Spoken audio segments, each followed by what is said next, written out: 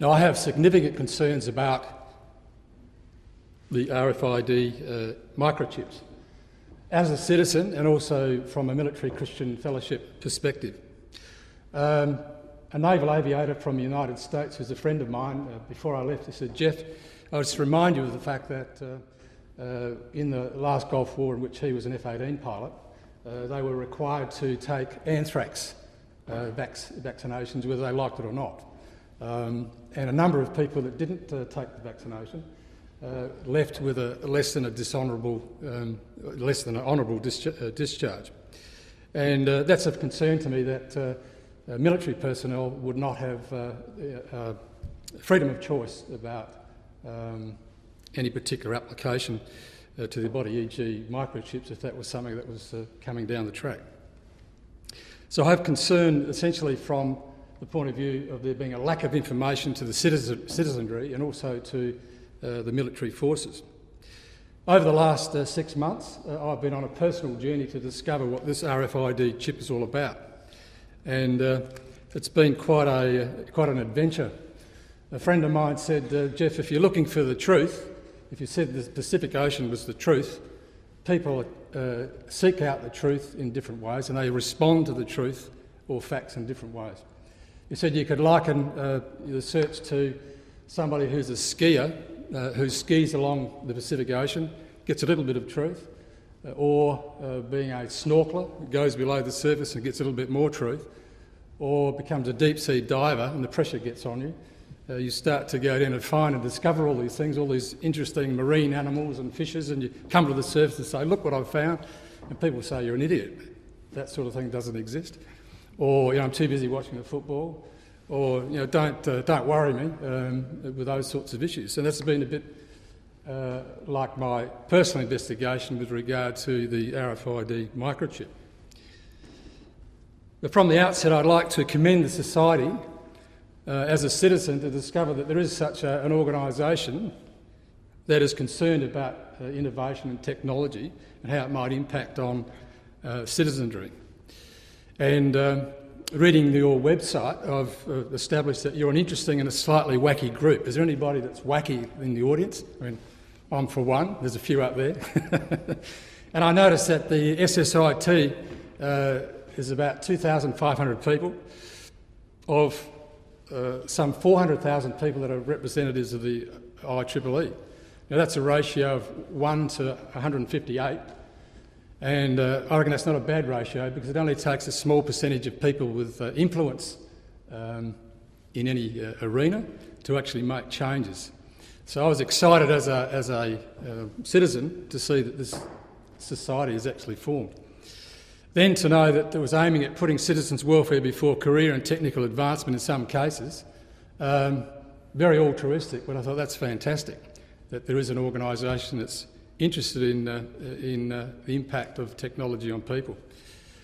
And further, it talks about the SSIT being a loyal opposition to the technical progress at all costs mentality. So I was heartened by that concept. And also that the society are award givers. The Barras Award is awarded for people that raise awareness, report hazards, report challenges to unsafe conditions. So I was thrilled to hear that there's a society that was looking at those sorts of things. At the same time, I'd like to commend the IEEE for all of its work that's done in innovation and making air travel possible, GPS tracking, MP3 players and televisions, etc. So they're the plus side, and I appreciate that as a citizen to have all of those benefits. Now, as I mentioned, I'm on a quest for the truth about the RFID chip and how it impacts on me, my family and my community. And my research led me by emails to Dr. Albrecht overseas. She suggested I go and speak to Dr. Katina Michael, and as a result of connecting with each other, I'm here, surprisingly. So I'm a novice in this area, and I've been very appreciative of listening to other presenters about their points of view. So I appreciate the opportunity to share my concerns, and I'm looking forward to making further friendships with people today and tomorrow. So the reason I'm here is to become more informed myself, secondly to ask for guidance from people, and to facilitate my ability to inform other people. So I acknowledge Dr Albrecht, Dr Katina Michael and also Greg Nicoletos, who can't be here, because they've been helpful in me finding out more about what's going on. Now, I come across this in my research. I thought, why are people protesting about this? And if you look at the placards there's people are not pets, chipping people is wrong, down with very chip, etc., etc. And Catherine mentioned that in her presentation yesterday. I thought, well, what is up with this RFID thing? And this was a protest against Alzheimer's patients being chipped in America. And I come to understand that this RFID thing's been around for about 10 years and it's advancing in technology, etc. But I also discovered that there was a ardent lobbyist against the RFID chip, being Dr Albrecht, and that was heartening as well, that there's somebody that's looking at the pluses and minuses of the introduction of the RFID chip. Now, my early discoveries brought me to understand that there was a chip in slide 1 there, that it was put into a syringe, that it was injected into a person's arm, that it could be scanned and 16-digit number could be taken off the chip, and then it could be interrogated through a computer and all your personal data could come up, e.g. for medical records purposes, and that very chip was a main player in this whole game. And I thought, wow, does this actually exist? I don't believe this is happening. And anyway, in my research I then come across an IBM e-business TV commercial. Now this commercial shows a man with a young fellow with a large jacket going into a supermarket, and he's taking stuff off the shelf, putting it into his jacket. And as he leaves the supermarket, the security guard said, "Hey!" And he stops, and the security guard goes up to the electronic door, pulls a slip of paper off the side of the door and says, "You've forgotten your receipt." And it's left up to the viewer to decide what's happened. Has he been RFID chipped, implanted, or does he have a credit card with a chip in it? But this is IBM back in the early 2000s, which is foreshadowing this sort of thing happening. Then I discovered VeriChip.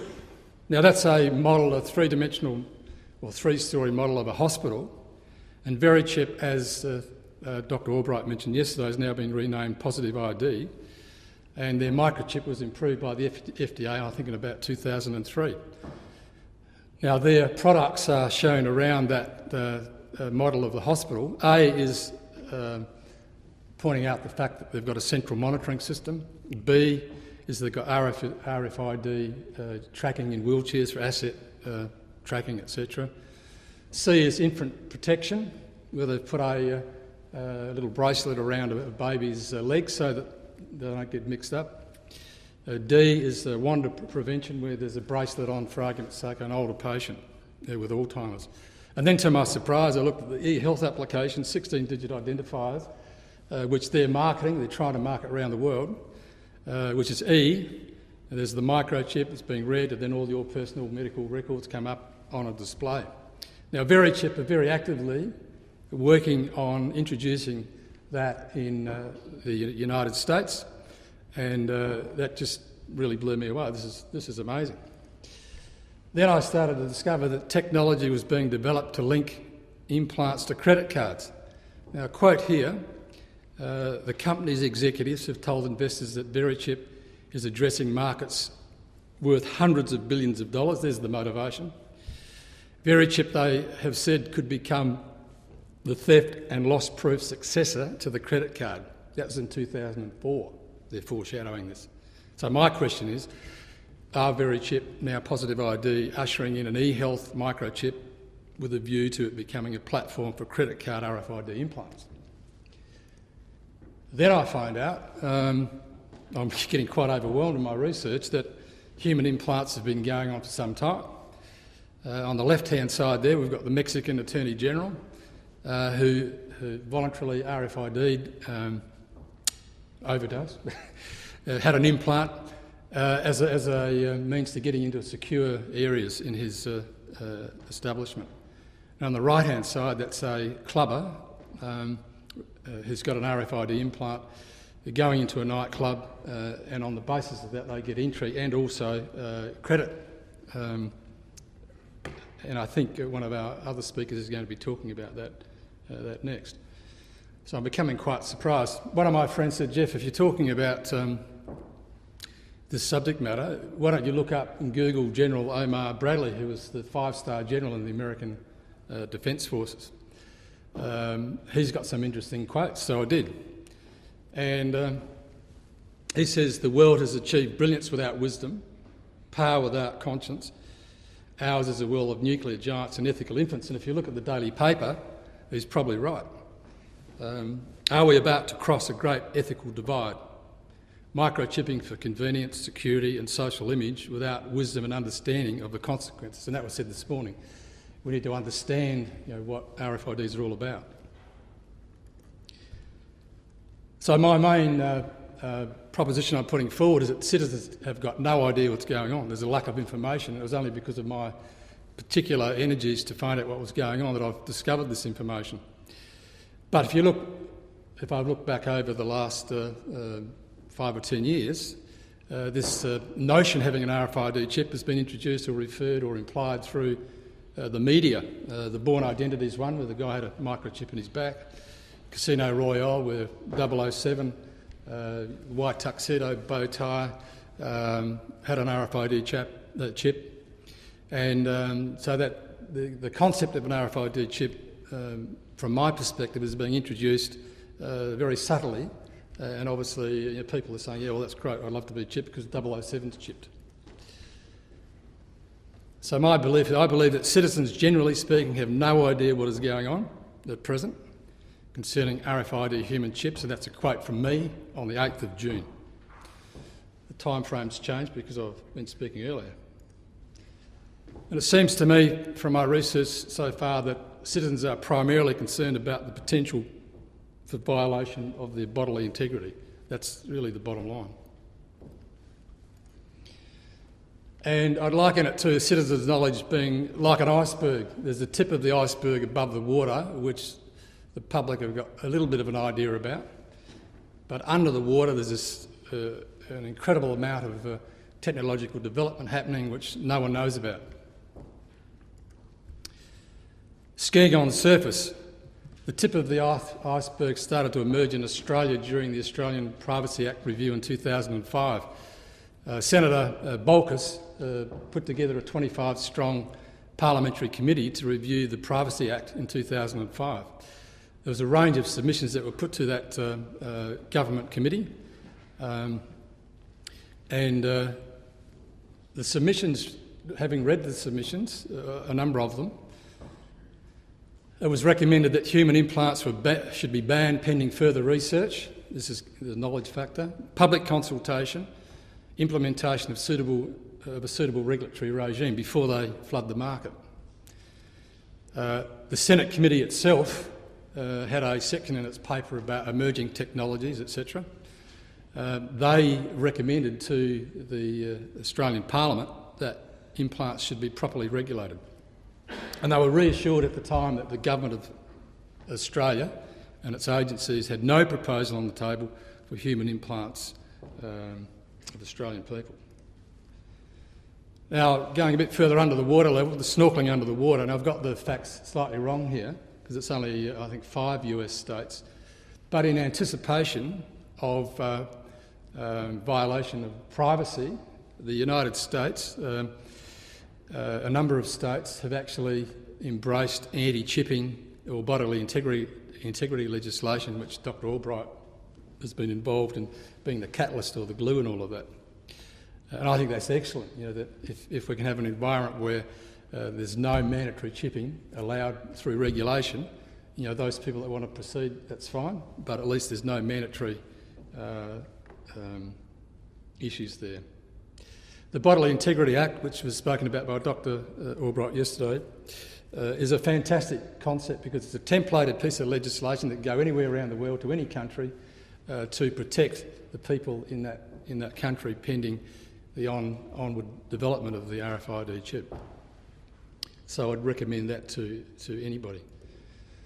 My vision for the future is that all Australian state governments will introduce the Bodily Integrity Act to protect their citizens, that all US states will introduce the Bodily Integrity Act, and that the Bodily Integrity Act will spread like wildfire around the globe to provide top cover protection for citizens of all countries. Some of my personal diving expeditions, catching fish and microchips, has so far caught and bagged a range of concerns that I've got. And I'm not a diver because I was up at Green Island on the Great Barrier Reef and I couldn't work out which flipper was left or right. I realised, my wife said, well, there's not a left and there's not a right. The first concern I've got is nanny state approaches by some governments. And if you read the papers, this nanny state sort of mentality is creeping in, which is similar to the vaccination conundrum. You must do this for the good of society regardless of what you may believe.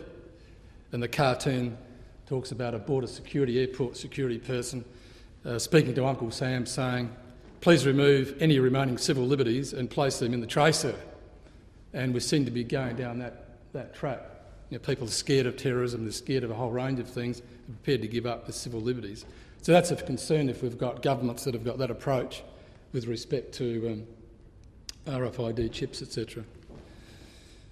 Another concern I've got is the apathy of citizenry, everybody watching the football and not taking into account issues of concern.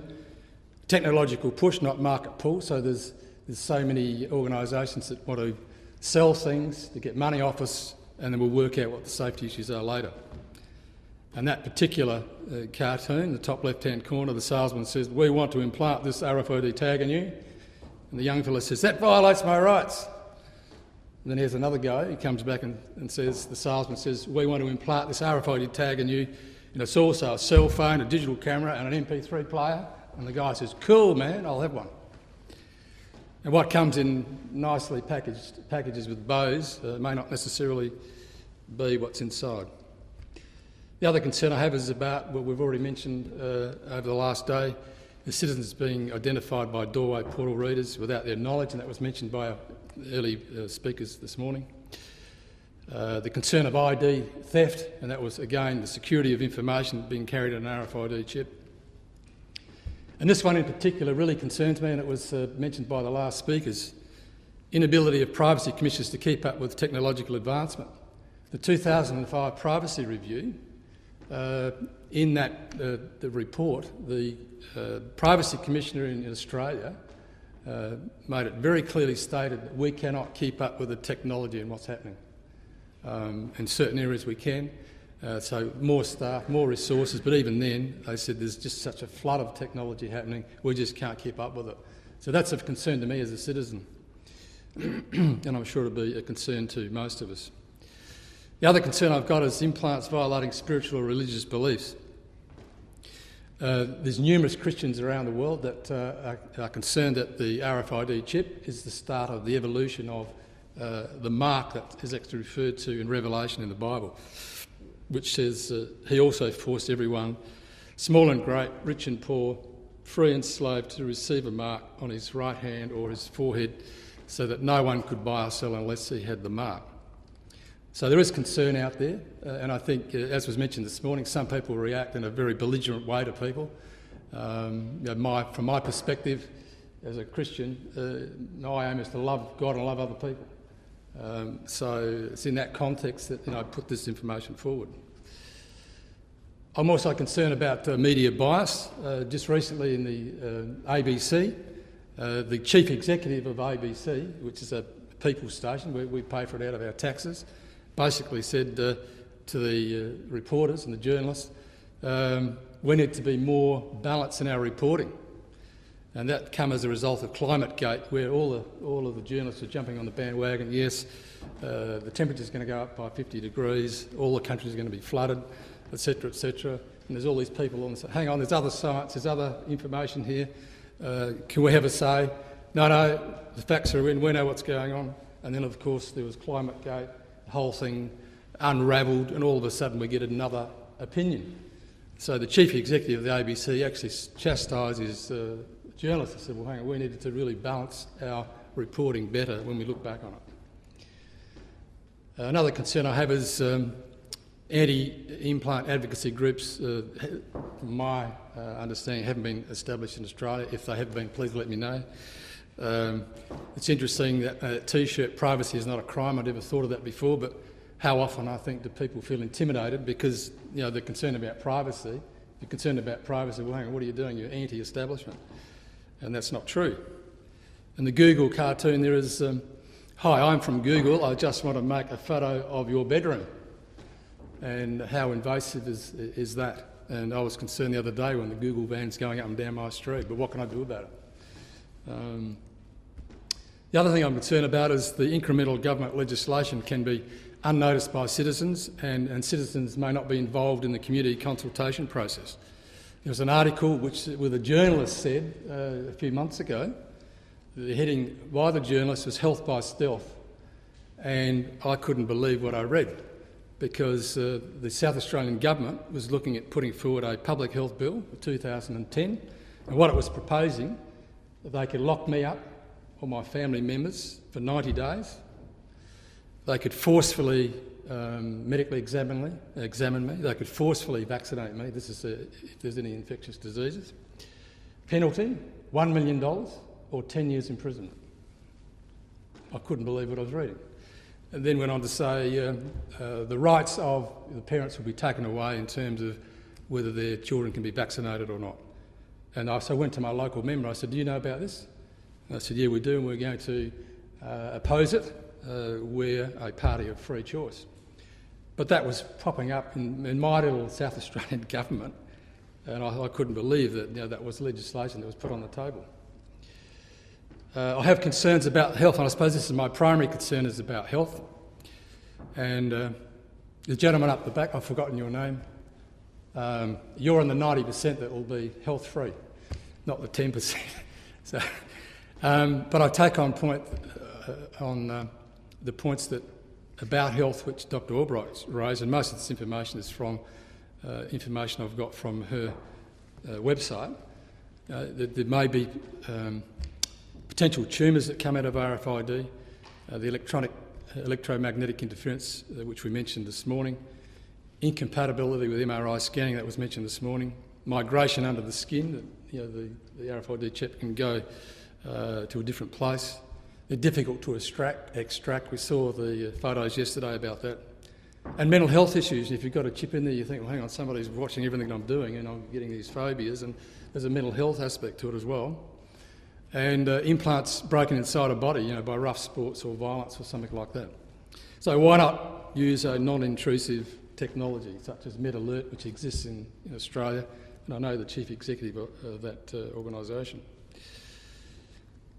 So in summary, the concerns I've got is that implants are voluntarily introduced by industry or government for example, for e-health, electronic medical records, public health or national security measures without robust government scrutiny, appropriate privacy legislation, broad consultation with citizens and advocacy groups, clear government chip implant policy, extant bodily integrity legislation outlawing mandatory implants, and comprehensive advice to citizens concerning the risks.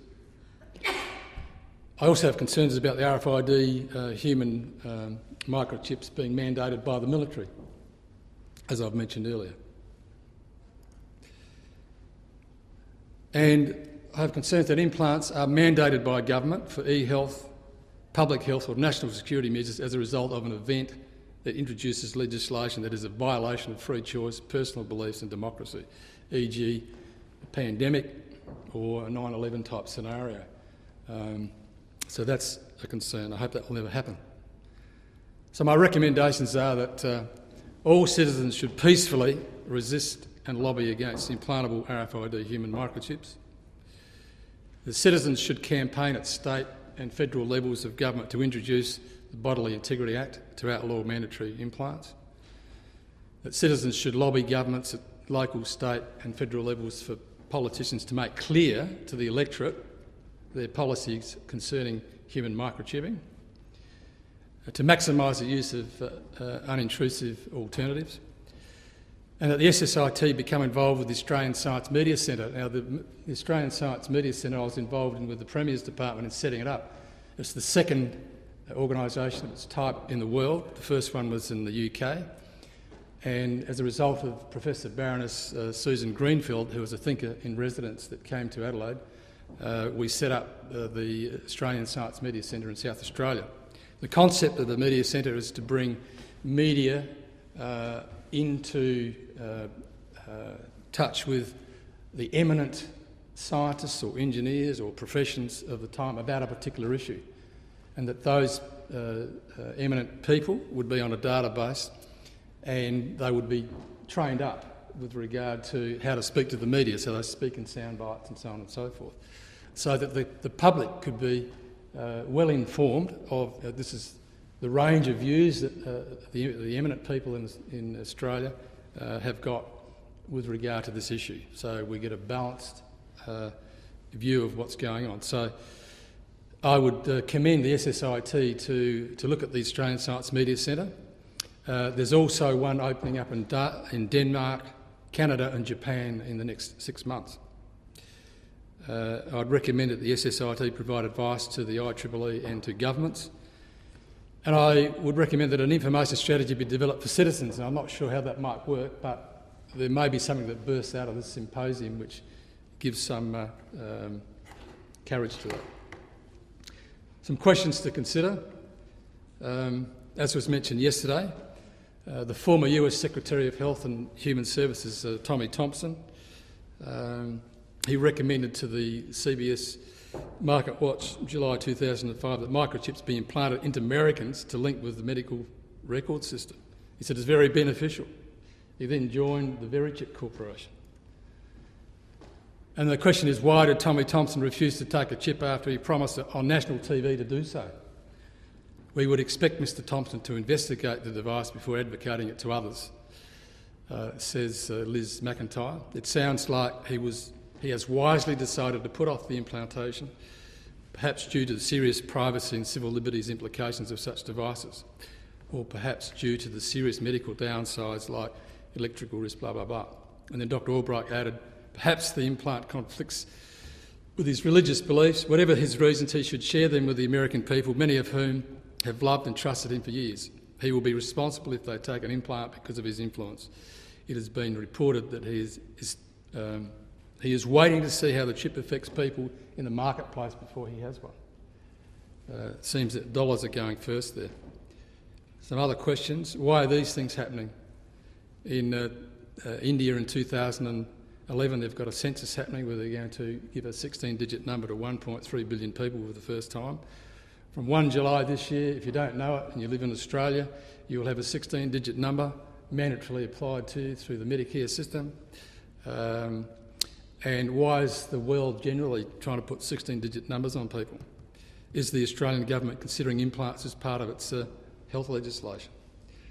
So my question to you is, would you be happy to be personally chipped? Would we make a professional recommendation to others that they be chipped? Should the society have a policy concerning chips? Would we want our family to be chipped? What would any well-informed citizen? Why would any well-informed citizen want to be chipped? And I spoke to a policeman before I left to come to this conference. He said, "No way I'm going to be chipped. The police force aren't going to be chipped." So what do we do? Citizens would appreciate your advice. How do we best inform the citizenry? Why is it that citizens know nothing about implants?